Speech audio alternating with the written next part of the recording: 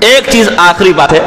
بہت سے لوگ وظیفے پوچھتے ہیں، میں اگرچہ اعمال کا قائل ہوں، وظیفوں کا قائل نہیں ہوں، یہ وظیفے شارٹ کٹ راستے ہیں، لیکن آپ کے لیے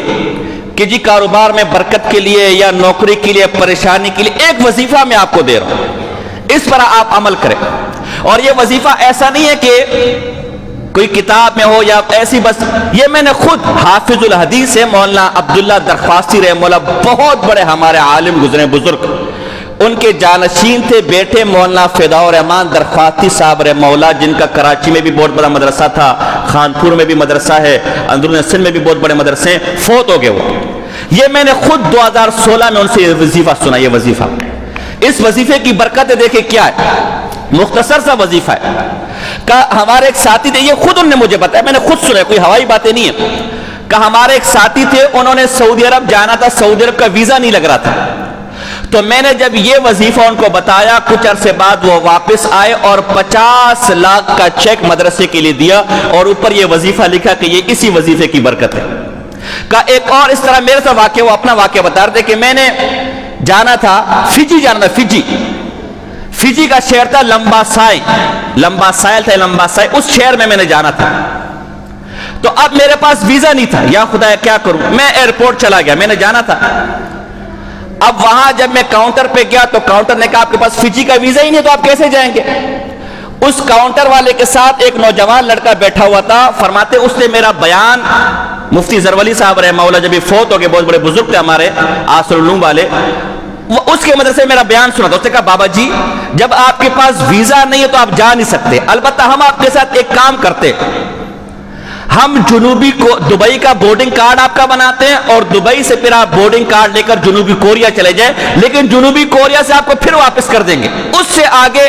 قانونی طور پر تو آپ نہیں جا سکتے، کوئی معاوضہ ہو جائے تو الگ بات ہے۔ میں نے کہا میرا بنا دو، اور میں نے وظیفہ پڑھنا شروع کر دیا، میں نے کہا ایک تمہارے قانون ہے اور ایک اللہ کا قانون ہے، دیکھتے ہیں، یہ وظیفہ پڑھنا شروع کر دیا، اور انہوں نے میرا دبئی کا بورڈنگ کارڈ بنا دیا، میں دبئی چلا گیا، دبئی سے بورڈنگ کارڈ میرا جنوبی کوریا کا تھا، میں جنوبی کوریا کے شہر سوئل شہر میں اترا، وہاں جب میں کاؤنٹر پہ گیا تو کاؤنٹر میں کوئی لڑکی بیٹھی ہوئی تھی، جب اس کو پتا چلا کہ جی مولوی صاحب کے پاس تو بابا جی کے پاس تو ویزا ہی نہیں ہے، بغیر ویزے کیا ہوا ہے، بڑی خوش ہوئی، یہ تم مولوی لوگ ایسے ہی ہوتے ہو، کچھ پتا نہیں ہوتا،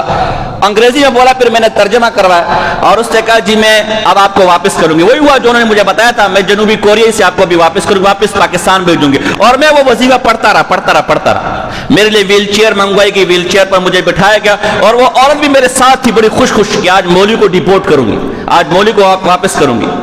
ابھی وہ راستے میں ہی تھا کہ ایک افسر آیا، اس نے کہا اس عورت کو کہ تیری کوئی کال ہے، کال ریسیو کر۔ اس عورت نے وہ کال ریسیو کی، کال کے بعد اس کا چہرہ اترا ہوا تھا،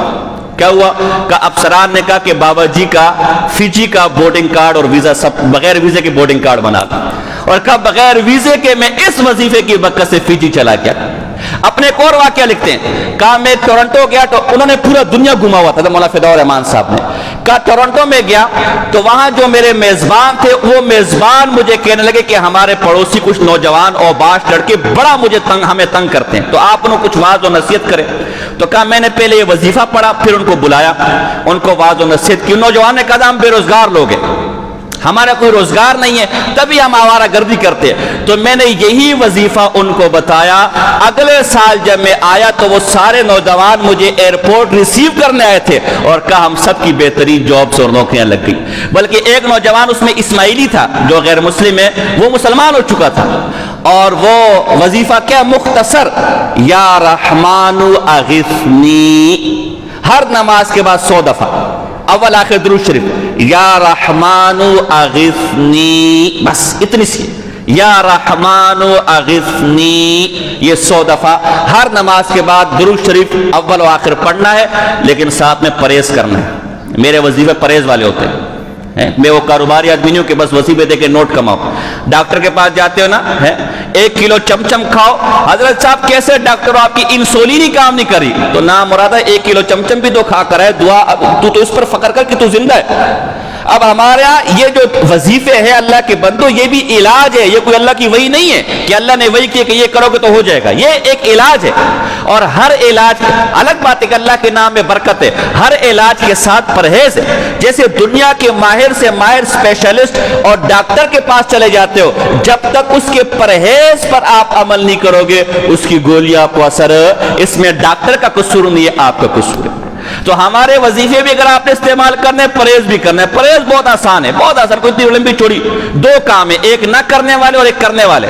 نہ کرنے والے کام تو وہ جنہوں نے، جس سے اللہ نے منع کیا آپ کو، ناچ گانوں سے منع کیے، بے پردگی سے آپ کو منع کیے، جھوٹ سے منع کیے، حرام خوری سے منع کیے، یہ کام آپ نے کوئی نہیں کرنے۔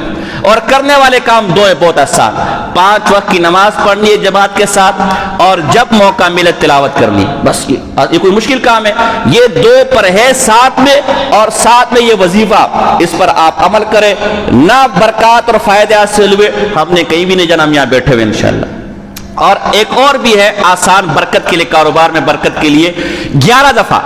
یا لطیفو یا لطیفو یا لطیفو ہر نماز کے بعد 11 دفعہ آپ پڑھے، اول آخر درود شریف، تو اس سے بھی بڑا مجرب وظیفہ ہے۔ اور ایک قرض کے لیے وظیفہ بتا رہا ہوں، قرض کے لیے بڑا مجرب وظیفہ ہے، چونکہ کاروبار کے حوالے سے بات ہے کہ وہ سارے مسئلے مسائل آتے ہیں، ہر نماز میں لوگ آتے ہیں، تو اس لیے ایک ساتھ ہی میں جان چھڑا رہا ہوں۔ 25واں پارہ ہے، سورہ شورا ہے، اس کی آیت نمبر 19 ہے۔ یہ 71 دفعہ عصر کی نماز کے بعد پڑھنا ہے، اول آخر 11 دفعہ درود شریف، اور 71 دفعہ عصر کی نماز کے بعد پڑھنا ہے، اَهُ لَطِيفٌ بِعِبَادِهِ يَرْزُقُ مَن يَشَاءُ وَهُوَ الْقَوِيُّ الْعَزِيزُ۔